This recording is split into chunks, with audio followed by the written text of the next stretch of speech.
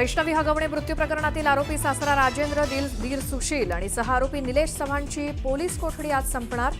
दुपारी 3ही आरोपींना न्यायालयात हजर केलं जाणार।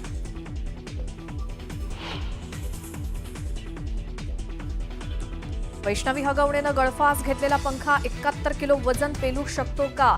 साडी आणि पंखा फॉरेन्सिक तपासणीसाठी पाठवणार।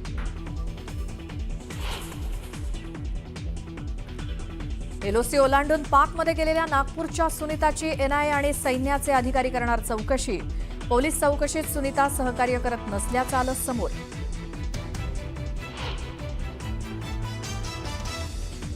कॅबिनेट मंत्र्यांकडून राज्यमंत्र्यांना अद्यापही अधिकारांचं वाटप नसल्याचं चित्र। राज्यमंत्र्यांकडून मुख्यमंत्र्यांना कॅबिनेट मंत्र्यांसंदर्भात तक्रार करणारे 2 वेळा पत्र। वरिष्ठ सूत्रांची न्यूज 18 लोकमतला माहिती।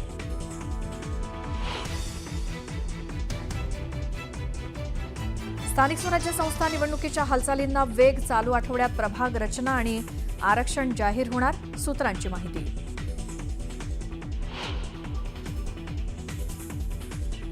धनंजय मुंडेंविरोधात भ्रष्टाचाराची तक्रार केल्याप्रकरणी अंजली दमानियांचा जबाब नोंदवणार। माजी मंत्री धनंजय मुंडेंच्या अडचणीत वाढ होणार का? दमानियांच्या जबाबातनं काय समोर येणार? चर्चांना उधाण।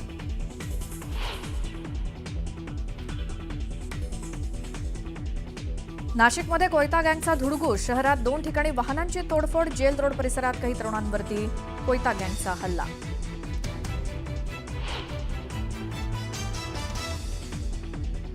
आसाम आणि उत्तर पूर्व भारतात मुसळधार पावसाचा हाहाकार। पूर परिस्थितीमुळे सुमारे 40 जणांचा मृत्यू झाल्याची शक्यता।